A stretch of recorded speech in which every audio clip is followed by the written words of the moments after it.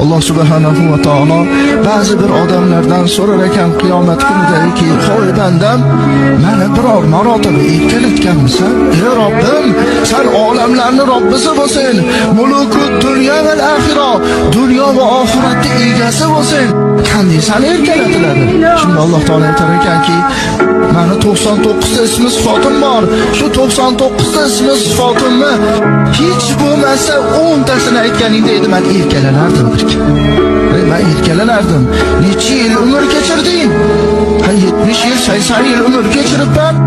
Shu 70 yil, 80 yil umrning ichida biror marotaba meni 99 ta ismimni aytganmisan? Hech bo'lmasa 10 tasini aytganmisan? 70 yil umr kechiribsan.